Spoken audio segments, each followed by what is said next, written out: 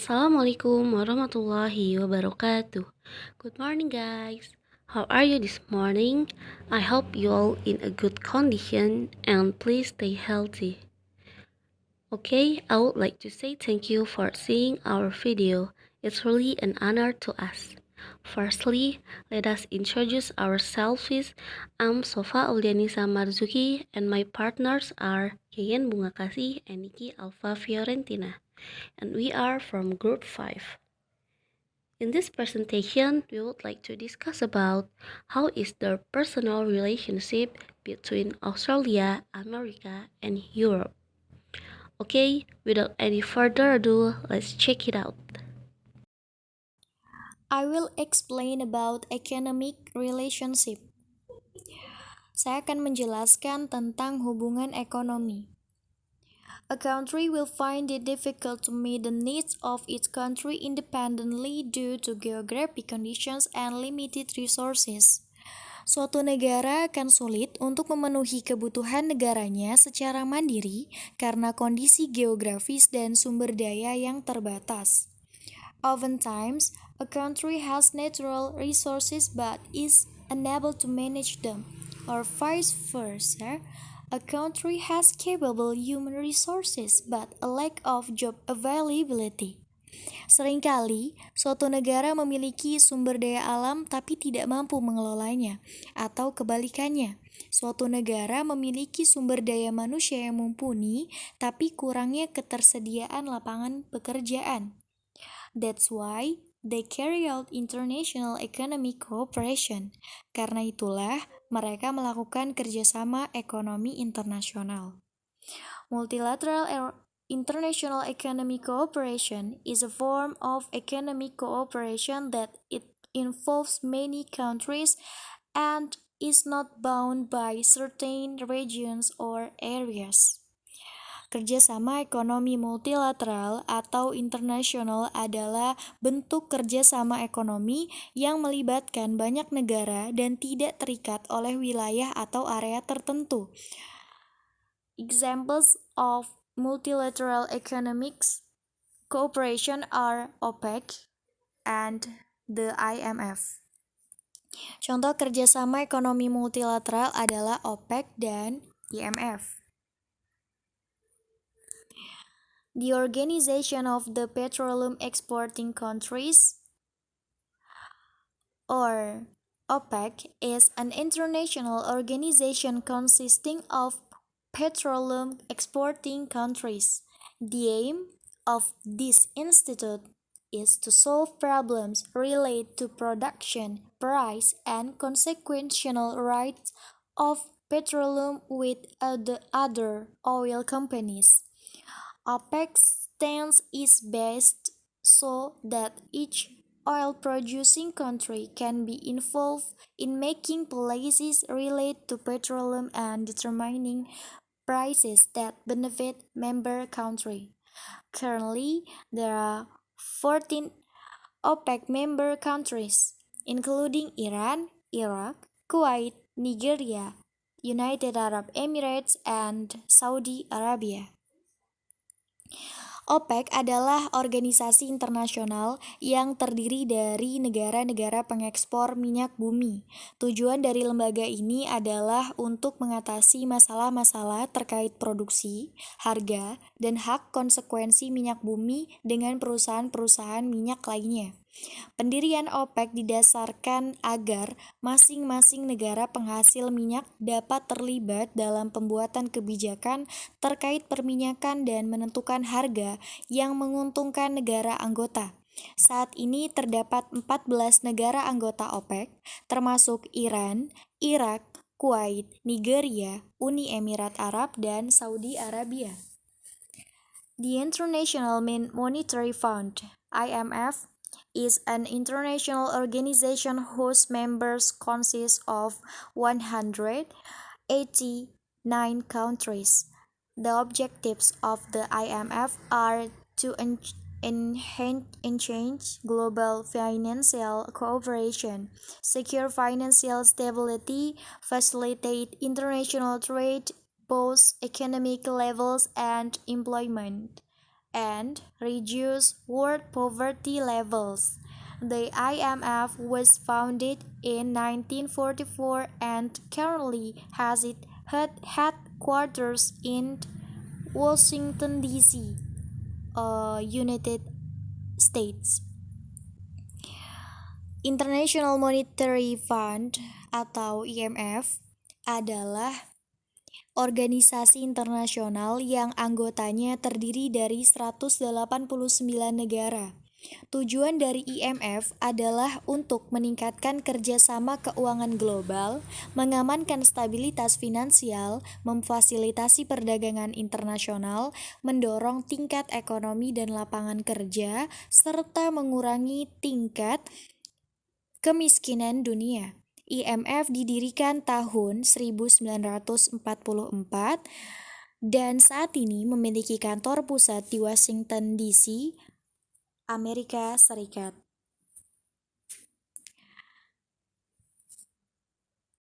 After knowing the economic person relationship, so let's discuss about security relationship. Setelah mengetahui hubungan ekonomi, sekarang kita akan membahas tentang hubungan keamanan antara tiga negara tersebut. Before considering the impact of this latest conflict on the alliance in any detail, however, it is worth briefly sketching some of the alliance's more important features. Jadi, sebelum mengetahui hubungan keamanan antara tiga negara tersebut, kita akan membahas tentang hal mendasarnya terlebih dahulu. First, the AUKUS Alliance is the backbone of the Australia, US, and Europe strategic relationship is, of course, the AUKUS Alliance. Yang pertama, aliansi AUKUS merupakan tulang punggung dari hubungan strategis antara Australia, Amerika, dan juga Eropa.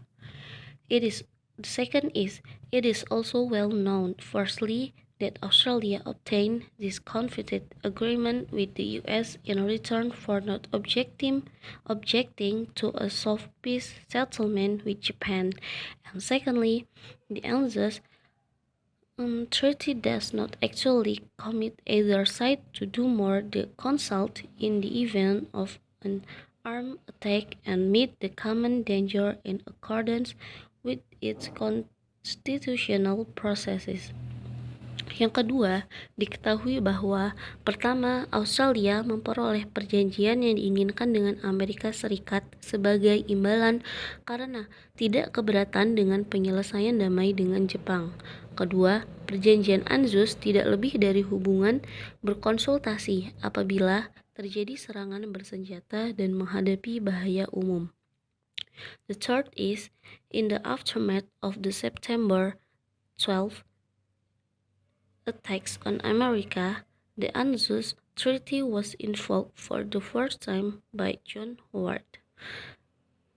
Jadi, setelah serangan 11 September di Amerika, perjanjian AUKUS digunakan untuk pertama kalinya oleh John Howard.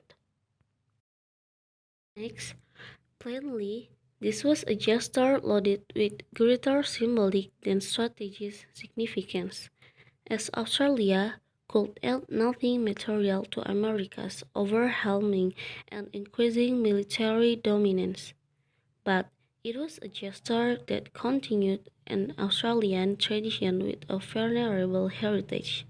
In Korea, Vietnam, the Gulf, and more recently Afghanistan, generations of Australian leaders have shown alacrity in supporting conflicts in which America was the major protagonist and in which Australia was the part of militarily marginal but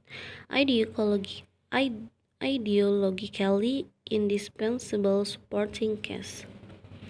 Aliansi AUKUS adalah isyarat yang syarat dengan simbolis dibandingkan dengan kepentingan strategis, karena Australia tidak mendambakan materi apapun pada militer Amerika yang sangat luar biasa. Akan tetapi, di Korea, Vietnam, Teluk, dan baru-baru ini di Afghanistan, generasi pemimpin Australia telah menunjukkan kesigapan dalam mendukung konflik. yang mana Amerika adalah protagonis utama dan Australia adalah pendukung marginal yang sangat dibutuhkan. So, the point to reemphasize then is that Australia's and America's position in and perspectives on the world are not identical, something that makes the current government's uncritical and enthusiastic support for any American initiatives all the more troubling. Jadi, poinnya adalah posisi Australia, Amerika, dan juga Eropa adalah ada, sedangkan perspektifnya mengarah. Dunia tidak suka dengan mendukung pemerintah yang tidak kritis dan antusias untuk prakara Amerika yang semakin meresahkan. Assalamualaikum warahmatullahi wabarakatuh. I'm Yen Bunga Kasih. In this video, I would like to explain about Australia, American, and Europe hegemony. Before we discuss this material in more deeply, we first know what is hegemony. Hegemony is the domination or leadership of a country over another. Jadi, hegemony merupakan dominasi atau kepemimpinan suatu negara terhadap negara lain. Hegemoni juga dapat diartikan sebagai dominasi oleh suatu kelompok atas kelompok lain dengan atau tanpa ancaman kekerasan, sehingga ide-ide yang didiktekan oleh dominasi kelompok terhadap kelompok yang didominasi atau yang dikuasai sebagai sesuatu yang wajar atau tidak mengengkang pikiran. In this case, the relationship with Australia, America, and Europe, the hegemony is held by the American country. This is what makes these countries have a very close relationship. Kenapa sih Amerika itu menjadi negara yang mendominasi antara Australia dan Eropa? Karena Amerika itu telah menjadi komponen sentral dan tak tertandingi dari tatanan internasional kontemporer. Tidak hanya karena dominasi militer Amerikanya, tetapi Amerika itu telah berperan dalam menciptakan tatanan berbasis aturan yang sangat dilembagakan yang memberikan manfaat nyata bagi banyak peserta. Next, America helped to create a series of major intergovernmental institutions such as the World Bank and the General Agreement on Trade and Tariffs. And then the second is America designed to promote and maintain an open economic and bind Australia and Europe together through trade. Both of these are aimed at broad hegemony policies with the full support of this country.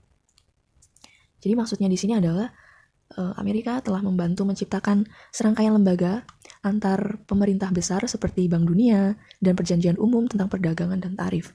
Nah, selain itu juga Amerika merancang untuk mempromosikan dan memelihara ekonomi terbuka untuk mengikat Australia dan Eropa bersama-sama melalui perdagangan. Tujuan utama dari tatanan tersebut adalah ditunjukkan untuk membentuk atau menciptakan sebuah kebijakan hegemoni yang luas dengan dukungan penuh dari negara-negara tersebut, yaitu negara Australia dan negara Eropa. But, meanwhile, the widely supported order is making a shift, yaitu tatanan tersebut itu menjadi sebuah pergeseran dari bentuk hegemoni kebijakan di mana Amerika menikmati dukungan luas. Yang tadinya Amerika membutuhkan sebuah dukungan luas dari negara-negara tersebut menjadi bentuk di mana Amerika secara sepihak mengejar kepentingan nasionalnya yang sempit dengan atau tanpa dukungan yang luas. This made Australian refuse the sign the Kyoto Protocol, arguing with the United States it would damage their economic. Jadi hal tersebut membuat negara Australia menolak untuk menandatangani protokol Kyoto dengan alasan bersama Amerika akan merusak ekonomi mereka.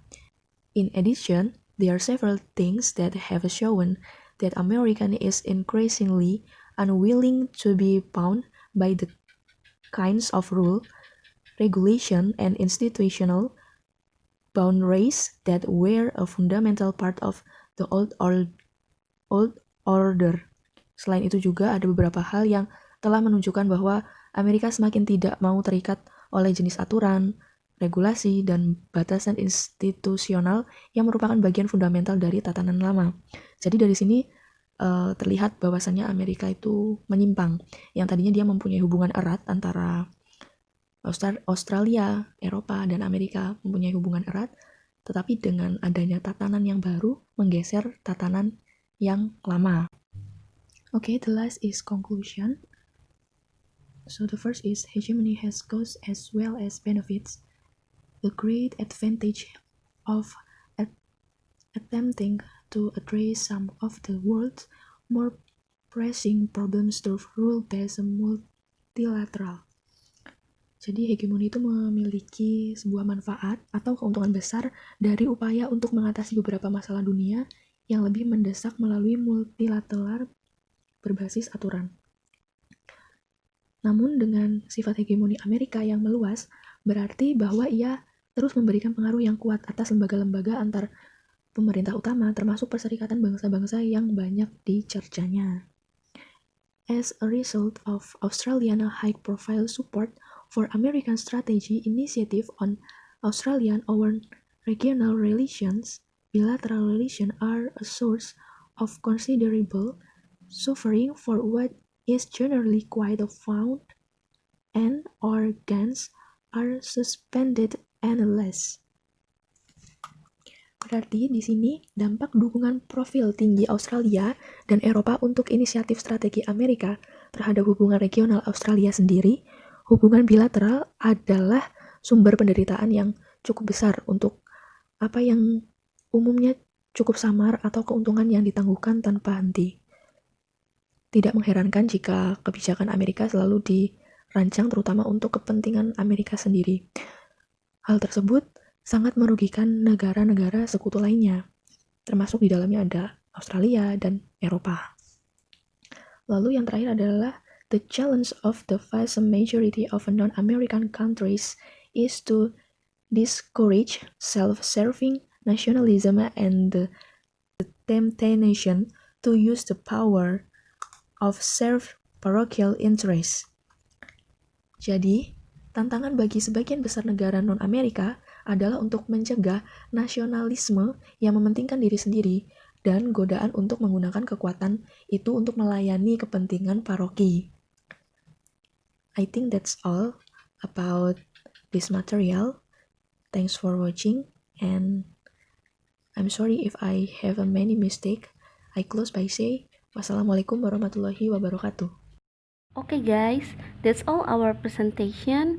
If you found something unclear during our presentation or you have any question, please comment down below. We hope this video very useful for you.